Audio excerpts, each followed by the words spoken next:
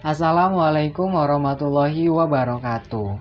Kami dari kelompok 4 akan membahas materi tentang terbentuknya negara-negara merdeka jajahan Inggris, Afrika Selatan. Sebelumnya, izinkan saya memperkenalkan anggota dari kelompok 4, yaitu ada saya sendiri, M. Rifki Jumat.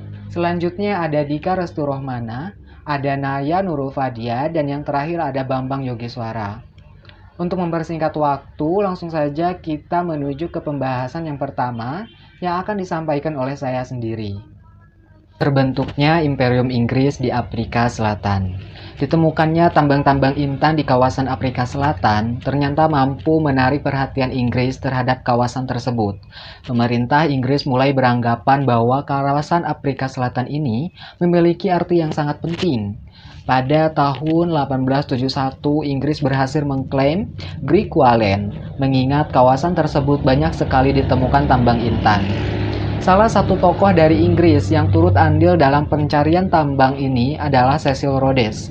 Dia merupakan salah satu pengusaha dari Inggris yang mana dalam kurun waktu 16 tahun Rhodes berhasil menguasai serta mengeksploitasi tambang intan di Afrika Selatan, yang mana hasil kekayaannya tersebut digunakannya untuk mendapatkan kekuasaan untuk menyebarkan pengaruh dan cita-cita Inggris di Afrika Selatan. Rhodes berhasil membangun jalan kereta api yang menghubungkan kawasan Cape dan Kairo melalui daerah Inggris. Utusannya memanfaatkan ketidakpandaian Raja Matoele dalam membaca untuk mendapatkan konsesi dari Raja Matoele pada tahun 1888. Kemudian dia membentuk suatu perserikatan yang bernama British South Africa Company yang mendapatkan hak atas perlindungan dari pemerintahannya. Dengan kompeninya ini, Rhodes berhasil mengirimkan tentara guna menguasai Matabeleland dan Mashonaland. Rhodes memiliki tujuan untuk menguras kekayaan dari tanah tersebut dan membuka pertambangan yang besar. Dia mengusir rajanya dan bekas kerajaannya ini diberi nama Rhodesia. Selain itu, dia juga berusaha untuk menjalin kerjasama dengan para penguasa dagang Inggris yang berada di Nyasaland untuk mendapatkan pengaruh di sepanjang batas sebelah selatan Afrika Timur. Namun rencananya tersebut tidak terrealisasikan dan terpaksa diberhentikan karena adanya perjanjian pada tahun 1890. Perang Boer berawal dari kaum Boer yang merupakan orang Belanda yang bermigrasi ke Afrika Selatan setelah pembentukan pos dagang untuk transit dari Belanda ke Indonesia, sehingga ada transit di Afrika Selatan. Wilayah yang menjadi tempat tinggal bagi kaum Boer yaitu disebut Cape Colony. Kaum inilah yang disebut menjadi penggerak penolakan terhadap kekuasaan Inggris di Afrika Selatan. Ketertarikan kaum imperialis terhadap Afrika Selatan semakin besar ketika ditemukannya tambang-tambang emas di Witwatersrand. Banyak orang Australia dan California yang juga ingin mendapatkan dari tambang-tambang emas tersebut. Dari kedatangan bangsa luar ini, kaum Boer mulai khawatir karena takut banyaknya penguasaan-penguasaan yang terjadi, sehingga pada tahun 1874 ada peraturan mengenai tanah yang dimiliki oleh pihak luar. Perang Boer pertama pecah pada tahun 1880 sampai 1881 yang diawali dengan Gladstone yang sebelumnya menjabat sebagai menteri sangat menolak keras terhadap pemerintahan dari Inggris, yang setelah menjadi menteri sangat dekat atau sangat erat dengan pemerintahan Inggris. Kruger di sana sebagai pemimpin dari kaum Boer menyatakan kekecewaannya terhadap Gladstone, menteri yang menjadi pendamping dari pemerintahan Inggris. Pemberontakan pun tidak terhalau oleh kaum Boer terhadap pemerintahan Inggris. Tentara-tentara yang berada di Afrika Selatan pun mengalami kekalahan. Oleh karena itu, dari sana pada tahun 1881 kaum Boer melakukan gencatan senjata terhadap pemerintahan Inggris dan menyatakan dari pihak Inggrisnya menyatakan gencatan senjata terjadi. Setelah Perang Boer ke-1, timbullah Perang Boer kedua yang dimulai pada tahun 1899 hingga 1902. Perang Boer ini terjadi ketika kaum Boer yang sangat percaya diri karena telah mengalahkan beberapa kali peperangan dan pemberontakan oleh kaum Boer terhadap tentara Inggris.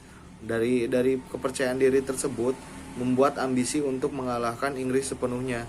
Namun dibalik dari genjatan senjata sebelumnya, pemerintahan Inggris telah menyiapkan sangat besar untuk mengalahkan kaum Boer, yaitu mendatangkan Lord Roberts dan pasukan-pasukan yang ada di Asia ataupun di daerah Eropa.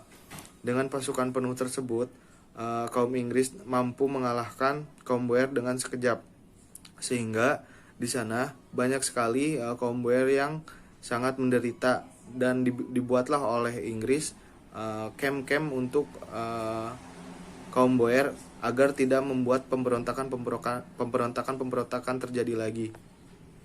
Assalamualaikum warahmatullahi wabarakatuh. Perkenalkan, sebelumnya nama saya Bambang Yogiswara Pratama akan menyampaikan materi tentang terbentuknya Uni Afrika Selatan. Setelah Perang Boer yang kedua berakhir pada tahun 1899 sampai 1902, maka dilakukanlah perjanjian perdamaian di salah satu kota di Afrika Selatan. Perjuangan bangsa Boer yang selanjutnya adalah merealisasikan pasal tentang perjanjian yang menyatakan pemerintah akan diberikan secepat-cepatnya kepada bangsa Boer. Kemudian, daerah tersebut melakukan kerjasama dengan sebaik-baiknya antara koloni-koloni Inggris di Afrika Selatan. Setelah itu, terjadilah perdagangan yang dilakukan antara koloni yang dimana dilakukan secara bebas. Pada tahun 1908, wakil-wakil dari 4 daerah di Afrika Selatan, yaitu Transvaal, Orange, Free State, Natal, dan Cape Colony, melakukan persidangan untuk membicarakan membentuk sebuah uni yang memiliki sebuah pemerintahan pusat dan satu parlemen pusat sebagai badan legislatif. Parlemen tersebut memiliki 2 kasta, yaitu Majelis Rendah dan Senat. Dalam rencana tersebut, anggota Majelis Rendah terdiri atas wakil-wakil provinsi.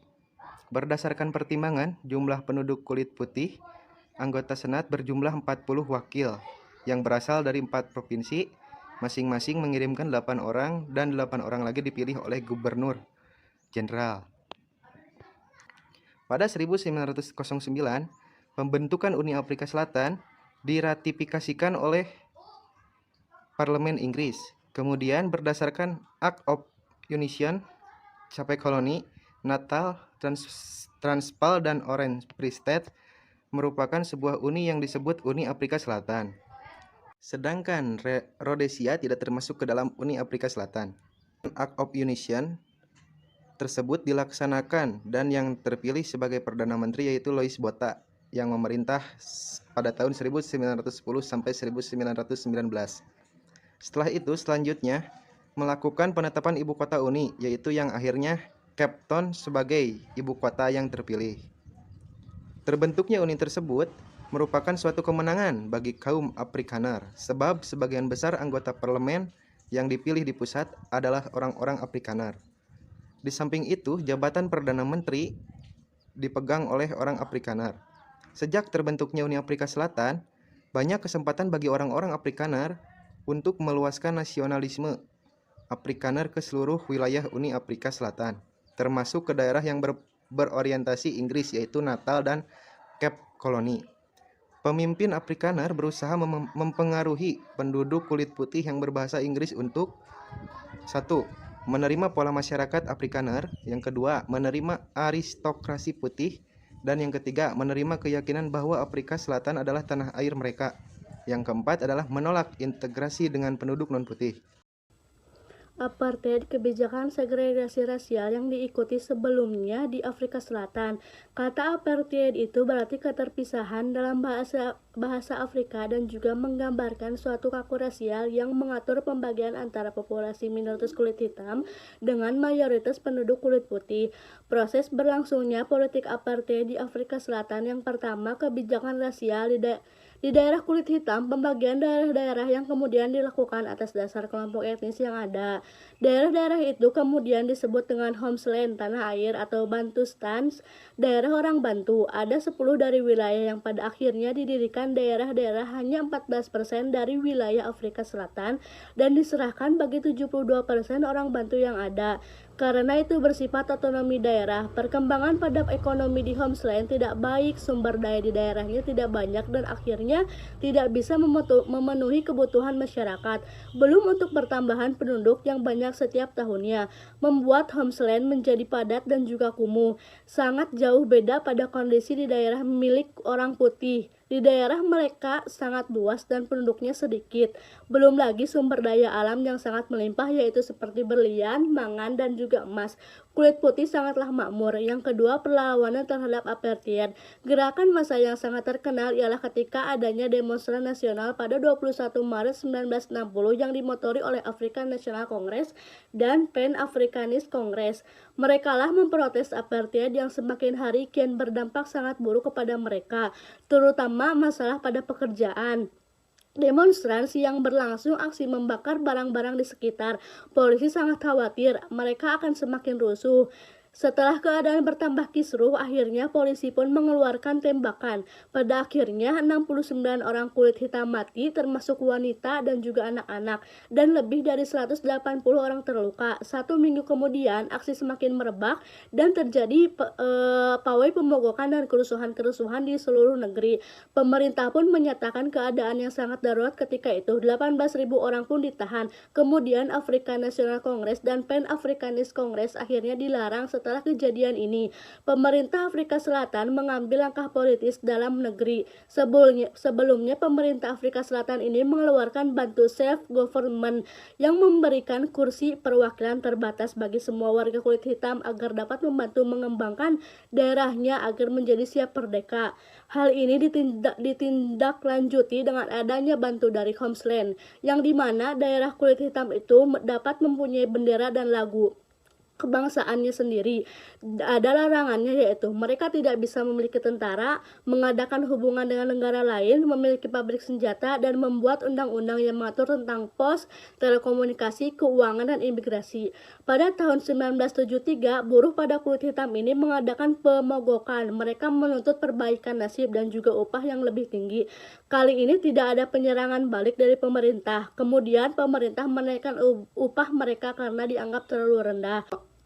Pada 16 Juni tahun 1976, ribuan siswa-siswa SMA hitam ini berdemonstrasi dan menantang pemerintah yang sudah mengatur mata pelajaran tertentu agar diajarkan di Afrika yang dipandang sebagai bahasa penindasan. 575 orang. Hal ini menyebabkan fase yang baru dalam proses pembebasan yang dimana pemuda hitam menjadi sangatlah terlibat. Pada September 1984 sampai dengan Maret 1986 ada lebih dari 1.000 orang tewas. Banyak terjadi bentrokan. Tidak hanya selisihan antara kulit hitam dengan kulit putih, namun juga antar kulit hitam itu sendiri. Pada Juni 1961, proses pada awal titik balik kesadaran Mandela dan bangsa hitam Afrika. Sebab kekerasan apartheid sudah benar-benar menjadi kekerasan struktural. Karena itu sudah tidak ada artinya lagi perjuangan yang dilakukan dengan jalan damai. Aksi sabotase pun diambil sebagai jawaban atas tindakan dengan kekerasan ekstrim dari rezim apartheid. Nelson Mandela terus saja melancarkan gerakan protes yang melibatkan Afrika National Congress yang ia pimpin, lalu menjadi gerakan massal demonstrasi, boikot, mogok kerja, dan pembakaran paspor kulit hitam.